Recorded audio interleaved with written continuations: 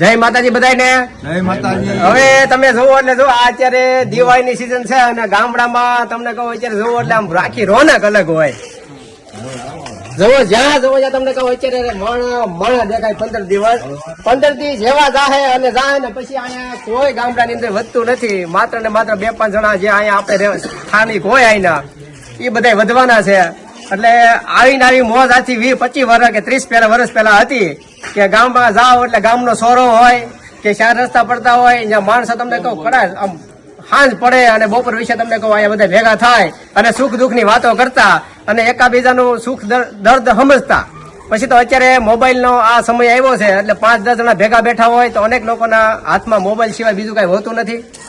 જયારે પણ 25-30 વર્ષ પહેલા ગમે એને કાંઈ પણ તકલીફ આવતી કે કાંઈ પણ મુશ્કેલી આવતી ત્યારે આ લોકો આપણો સમાજ બેઠો હોય, આપણા વડીલો બેઠા હોય, તમામ આગેવાનો બેઠા હોય અને એની વિશે આપણે વાતને મૂકતા એટલે એનું કાંઈક સોલ્યુશન આવી જતું અને એનું 100% સોલ્યુશન આવતું. લ્યો ને એમ કહો તો પણ હાલે.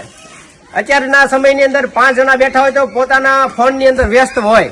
સુખ દુઃખની વાતો તો બાજુમાં રહી પણ એકાબીજાને હારે વાત કરવાનો પણ અત્યારે આ સમય નથી અત્યારના પરિસ્થિતિને પ્રમાણે. એટલે પહેલાનું જે કાંઈ હતું ગવડિયાની પાસે કોઠા ફૂજ પ્રમાણે આપણે કાંઈ પણ તમને કીધું એમ કે ગમે એવી મુસીબત હોય એનો 100% હલ હોય.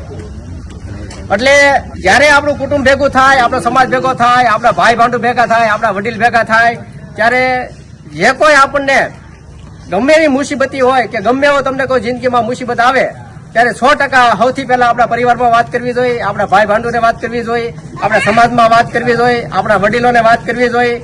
જે કઈ દુઃખ હશે અવશ્ય તમને કહું 100% એનું નિવારણ આપણા વડીલો પાસે હશે ને હશે જ 110%.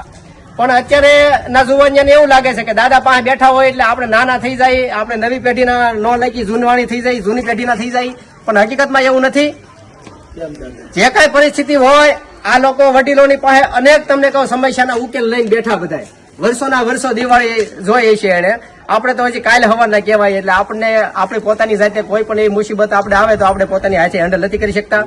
એટલે જયારે પણ તમને કહું સમાજની હારે બેહવાનો, આપણા કુટુંબ હારે બેહવાનો કે આપણા ગામ સાથે બેહવાનો સમય મળે ને ત્યારે અવશ્ય આવી સુખ દુઃખની વાતો હોય તમારા સૌથી શરૂઆત તમારા પરિવારથી કરવી કે જેથી કરીને તમારે કોઈ આગળ જતા ખરાબ પગલું ભરવું નહીં પડે.